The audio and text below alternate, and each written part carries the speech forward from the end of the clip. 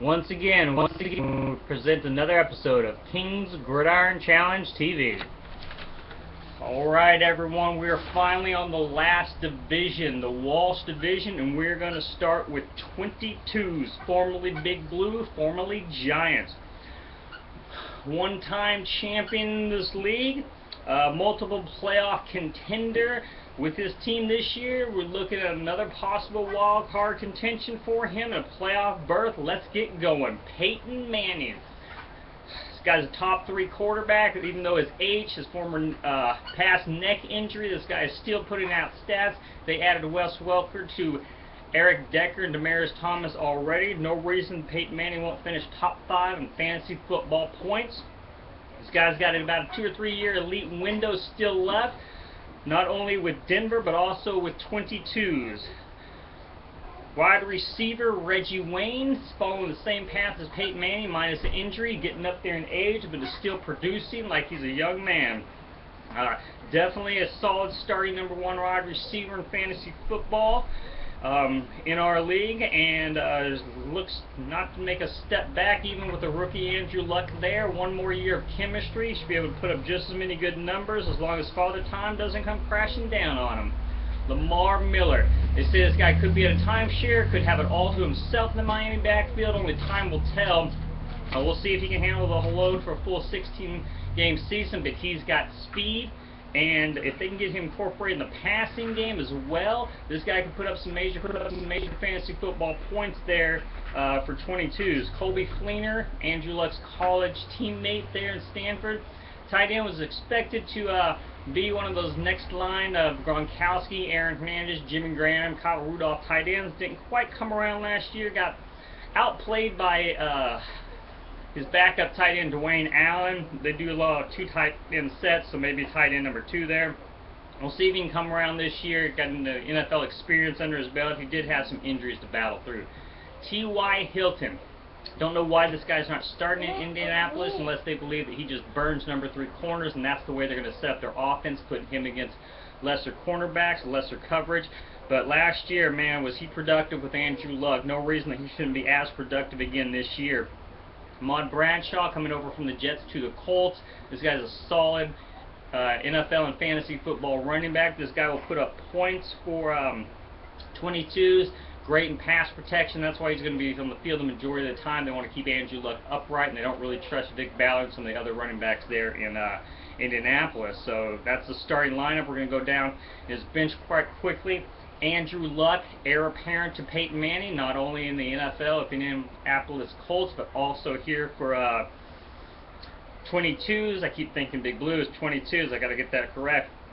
Tavon Austin, his first-round draft pick. This guy looks to be a Percy Harvin light, maybe just as good. We'll see what time will tell him that, but he's going to get some return yards, passing yards. We'll sprinkle him in the running game with some reverses, I believe, also. Tavon Austin should put up lots of fantasy points this year in a number of ways. You know, won't get them all in one place, but he'll get them 4 or 5 different places and put up some points. Dwayne Allen, Colby Fleener's backup, already talked about, outperformed Fleener last year. This guy's going to be a solid tight end. They run some 2 tight end sets in Indianapolis, so definitely a good flex play every so often if the matchup's there. Vic Ballard, handcuffed to Ahmad Bradshaw, young. That guy did put up some points last year, got I believe 800 yards, so this guy's a solid backup to have. Going down the list here, he's also got Daniel Thomas handcuffed there to Lamar Miller. They said it's a timeshare. Be better if Thomas was the bench guy for fantasy football purposes. We'll see. Zach Stacy, they had rumors that he was going to be the number 1 running back there in St. Louis. Didn't quite pan out. Looks like Daryl Richardson's going to be there, but Stacy's got a lot of talent. Still should be a solid dynasty running back here. We'll see. Richardson's kind of a little small guy. I don't know if he can handle the everyday between the tackles for St. Louis, so we'll see. Jacob Tamme then, there's his tight end. Back up to the 2 guys in Indianapolis. Also good to team him up with Peyton Manning. Peyton Manning made this guy a star a few years back in Indianapolis. Could do the same in Denver. They got Julius Thomas up there. Also Joel Dreesen, so we'll see how much tight ends actually are effective in that 3 wide receiver set that Denver's going to run up there. Phil Dawson, kicker, comes over from Cleveland, San Francisco. He put up San Francisco kicker, actually, David Akers, put up major fantasy points a few years back for San Francisco. Maybe Phil Dawson comes in and does the same. He's at least been a solid kicker for the Cleveland Browns over the years. Josh Brown's back up there, giant guy, New York Giants kicker. Giants score some points. He'll be able to put up field goals and extra points. Looks like got a solid IDP lineup here. If Ladarius Webb comes back from his injury, he's definitely a top corner in the NFL. Also in fantasy football, this guy's really good in run support, so he'll get a lot of tackles, also some interceptions to be there. Patrick Peterson, his other DB starter. So, I don't know who he was. Some guy compared Patrick Peterson to a combination of Bo Jackson and Deion Sanders. I think that's unbelievably high praise for two of the greatest athletes in the NFL. But Peterson, he is a great athlete in himself. He's going to put up some good points. Maybe not as much last year because they got the Honey Badger coming in there, his former LSU teammate. He'll probably be running a lot of returns, but they'll sprinkle in Peterson, I believe, and enough punt returns that he gets a few good yardage there. Muhammad Wilkerson, defensive end for the Jets. This guy put up some big points last year. Should put up even more points this year. If Rob Ryan can get that, Rex Ryan can get that defense a little together. But Wilkerson definitely will get a lot of tackles up there, even as a 3-4 defensive end. That guy's going to be a solid defensive lineman in our league. Phil Allen, the linebacker there in Jacksonville. This guy's a solid guy. Jacksonville got a bad offense. Their defense is going to be on the field a lot. Allen's going to rack up a lot of points there. Tackles alone just for the Jacksonville team and for 22s. A.J. Hawk is other starting linebacker. This guy's going to be a solid guy too. He's going to be able to get a lot of tackles there for Green Bay. And he should be definitely a solid starter week in and week out. Montre Moore, rookie defensive lineman for the Giants. They just produce defensive linemen like crazy.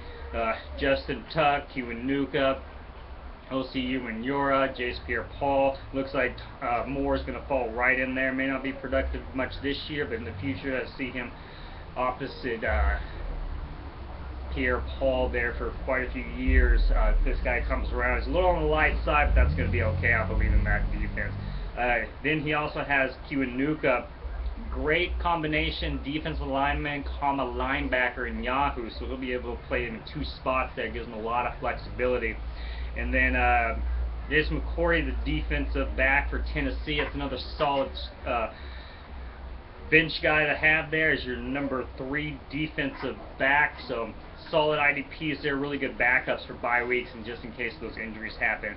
Defenses, has got Arizona, who really looks to have a good defense this year. They're real good last year. I think they were underrated, so this is going to be a really solid defense for him week in and week out. He's got the New York Jets defense. Like I said, if Rex Ryan can get that defense going, -2 games against the Patriots and any other high-powered offense they have, Jets should be able to rack up a lot of sacks, a lot of turnovers, and that aggressive scheme that Rex Ryan likes to run. Okay, so that's his team there. He is in the Walsh division, is 22s. He's going up against Horsecock Sandwiches, Hawkward 2, the newcomer, and then C Unit. 6 in division games, 4 against Horsecock and C Unit. Going to be tough to split that, in my personal opinion.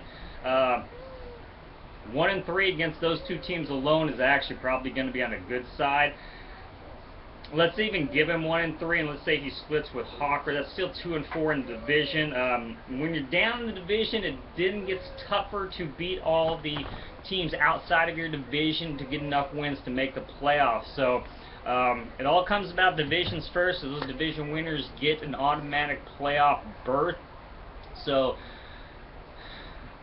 we're going to go ahead and with those 2 teams, with the rest, team he's got can win day in and day out in this league, but he's playing against some stiff competition this year, as is everyone. So we're going to go ahead and say 6-7 if this is going. 6-7 for Big Blue. Damn it.